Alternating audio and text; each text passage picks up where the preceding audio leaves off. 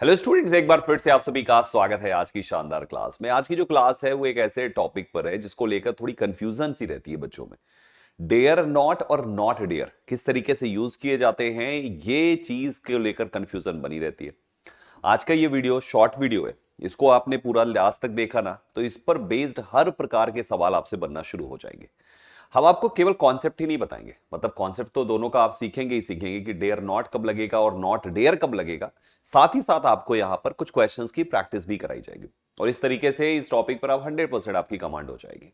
मेरा नाम है संदीप केसरवानी और मैं आप सभी को लास्ट 14 ईयर्स से इंग्लिश पढ़ाते आया हूं। इंग्लिश को इस तरीके के शॉर्ट वीडियोस में डाल डाल के ताकि आप में इंटरेस्ट भी बना रहे और आपसे इंग्लिश का कोई भी क्वेश्चन कभी छूटने ना पाए, इसलिए इस तरीके के शोज हम करते रहते हैं। सो चैनल को सब्सक्राइब भी कर लीजिएगा और मुझे फॉलो करते रहिएगा। आइए दोस्तों, सो एक एक करके हम यहाँ पे इन दोनों के बारे में डिस्कस करेंगे। तो सबसे पहले थोड़ी सी बात कर लेते हैं कि आखिर डेयर नॉट कब यूज किया जाता।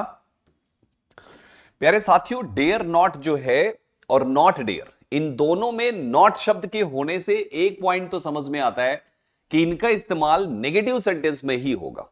आप चाहे डेयर नॉट यूज करो या नॉट डेयर यूज करो, दोनों को ही आप नेगेटिव सेंटेंस में यूज करेंगे। ये पहली पॉइंट नजर आती है। अब बात करते हैं डिफरेंसेस की। तो सबसे पहला यहां पे है कि भैया डेयर नॉट आपको नेगेटिव सेंटेंस में यूज करना है, जो कि हमने आपको बताया, और इसका मतलब होता है to not have the courage to do something. आसान भाषा में डेयर शब्द का मतलब होता है हिम्मत, करेज, ताकत। तो मतलब करेज नहीं होना कुछ करने के लिए, ये इसका मतलब हो जाता है। That's a very simple thing. अब आ जाइए इसके स्ट्रक्चर पे समझते हैं। जब आप डेयर नॉट लिखते हैं, अर्थात आप नॉट से पहले डेयर का इस्तेमाल करते हैं, तो थोड़ा सा अपने आप को किसी दूसरे स्ट्रक्चर में लेके जाइए जहां पे आप नॉट से पहले किसी और का इस्तेमाल करते हैं। जैसे अगर आपको डज के साथ डज को नॉट से पहले लिखना हो तो आप कैसे लिखोगे? सब्जेक्ट लिखोगे, आप डज लिखोगे, नॉट लिखोगे, मेन ऑब लिखोगे। समझते चलिएगा। अगर आपको डू करना है तो आप यहां पे डू लगा दोगे, सब्जेक्ट डू नॉट, मेन ऑब। आपको विल करना है, आप यहां पे विल लगा दोगे, सब्जेक्ट विल नॉट, मेन ऑब। कहने का मतलब है कि नॉट से पहले जो शब्द इस्तेमाल किया जा रहा है वो एक हेल्पिंग ऑब है दोस्तों। नॉट से पहले जो भी वर्ड यूज किया जा रहा है वो एक हेल्पिंग ऑब है। तो ठीक उसी प्रकार से यहां पे डेयर शब्द को भी नॉट से पहले यूज करने पर यह भी एक हेल्पिंग ऑब का हिस्सा हो गया दोस्तों।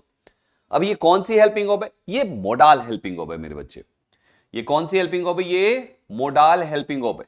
तो नॉट से पहले जब भी डेयर इस्तेमाल किया जाएगा तो ये एक मोडाल हेल्पिंग ऑब है और बाकी दूसरे मोडाल्स के जैसे, जैसे एक और एग्जांपल बनाते हैं मोडाल को लेकर। चलिए कैन के साथ बनाते हैं नॉट लगा के।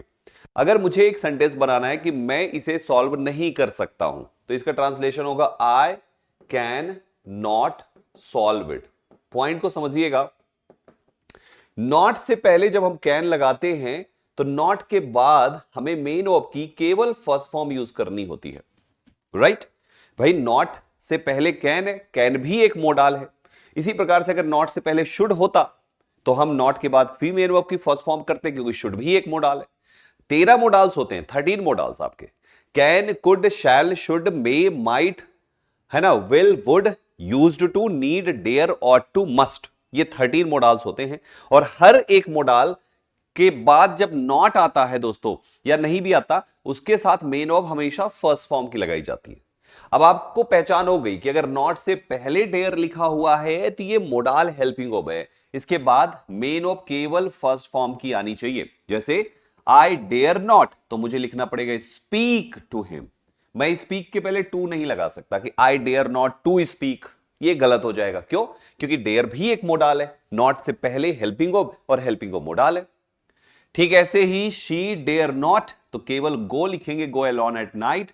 दे डेयर नॉट, केवल डिसएग्री लिखेंगे, टू नहीं लगाएंगे। और ही डेयर नॉट, केवल टेल लिखेंगे, टेल द ट्रुथ, यहां पे इसके पहले टू नहीं लगाएंगे।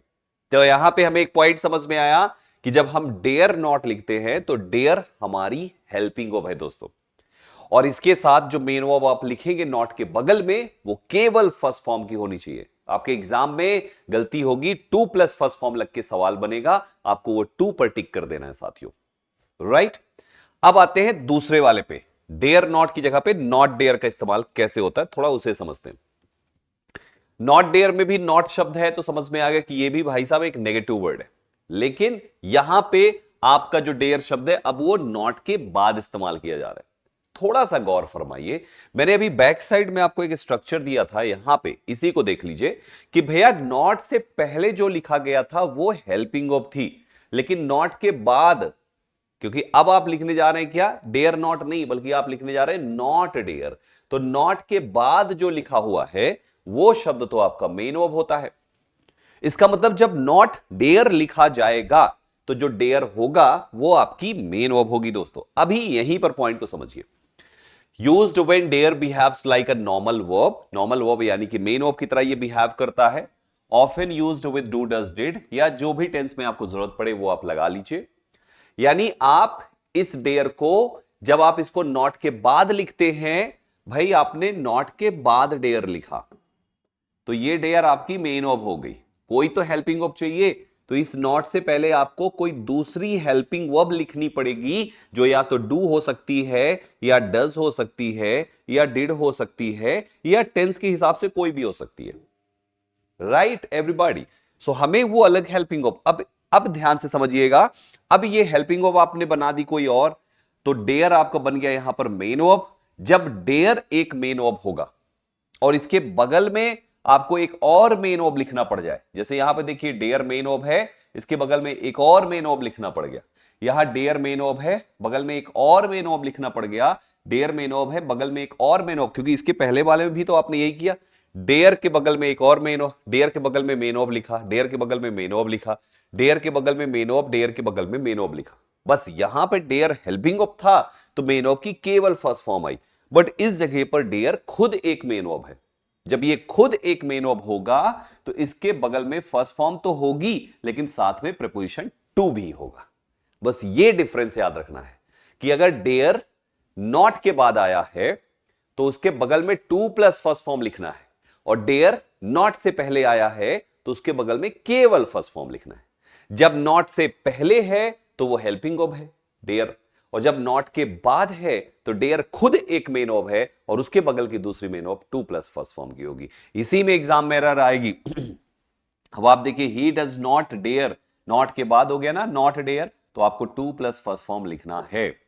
आई डू नॉट डेयर, यहां पर भी ध्यान से देखिए, नॉट डेयर हो गया, टू आर्ग्यू लिखना है। They did not dare, not dare हो गया, टू एंटर लिखना है। और आपके एग्जाम में जो एरर होगी इसमें से टू हटा के एरर बनाएगा, they did not dare enter the house. गलत है ये सेंटेंस, आपको टू लगाना ही पड़ेगा जब डेयर नॉट के बाद है, क्योंकि ऐसे केस में ये डेयर खुद एक मेन वर्ब है, और जब नॉट से पहले होगा तो डेयर आपकी हेल्पिंग वर्ब होगा। दोस्तों उम्मीद करता हूं अब डेयर नॉट और नॉट डेयर को लेकर आप कभी भी कंफ्यूज नहीं होंगे। कुछ एक्सरसाइज कर लेते हैं, आपके सामने थोड़े से कुछ क्वेश्चंस हैं, एक एक करके सॉल्व करेंगे। 6 सेंटेंसेस है।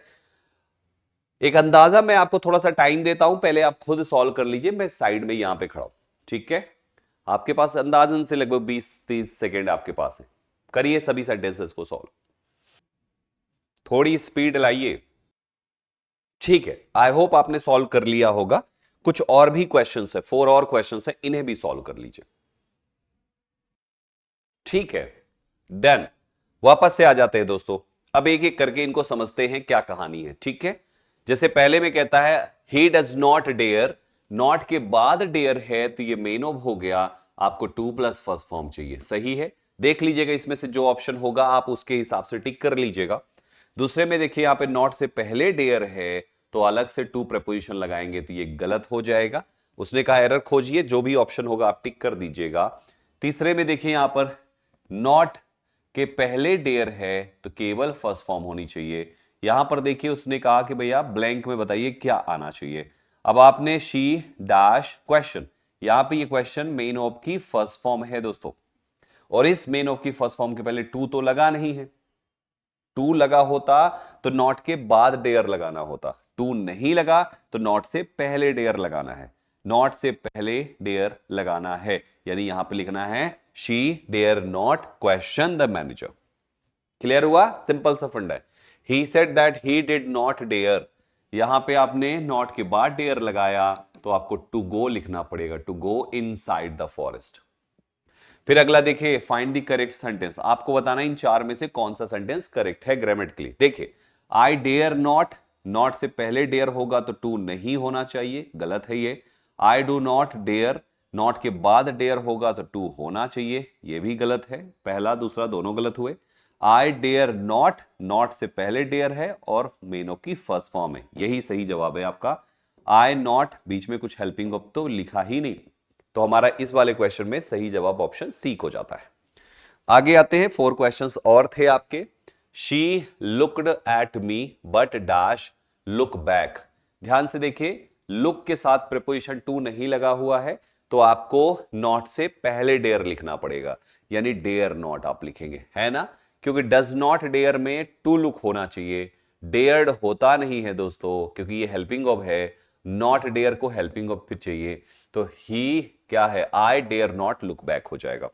8वां क्वेश्चन देखिए, ही डज नॉट डेयर, आपने नॉट के बाद डेयर लिखा तो टू प्लस फर्स्ट फॉर्म यहां पे चाहिए दोस्तों, ठीक है ना, यही है ना, he does not dare, he doesn't dare मतलब to enter the dark cave alone, he does not यानी डजंट डेयर, नॉट के बाद डेयर हो गया तो ये अपने बगल में टू प्लस वी1 लेगी, लिया हुआ है यहां पे। आगे आ जाइए, चूज द करेक्ट सेंटेंस, फिर से एक सेंटेंस करेक्ट चूज करना है। दे डेयर नॉट होता है, डेयर्ड नॉट नहीं होता, पहला गलत। They not dare, not dare नहीं होगा, डू नॉट डेयर ऐसा होना चाहिए, दूसरा गलत। दे को डज नहीं चाहिए, दे प्लूरल होता है, तीसरा गलत। They dare to not come forward, उसने क्या कहा, चूज द करेक्ट सेंटेंस, एक बार फिर से देखिए, कह रहा है दे डेयर्ड नहीं करेंगे, ये गलत हो गया। They not dare, dare not to come, तो ये भी आपका गलत हो गया, यहां पे भी मिस्टेक है, क्योंकि दे नॉट डेयर नहीं, कुछ हेल्पिंग ऑफ चाहिए, दे डू नॉट डेयर ऐसा होना चाहिए, तब लिखेंगे टू कम फॉरवर्ड। दे को डज नहीं चाहिए, तो ये गलत ही है। दे डेयर टू नॉट, ये भी गलत है, चारों ही ऑप्शंस गलत हैं।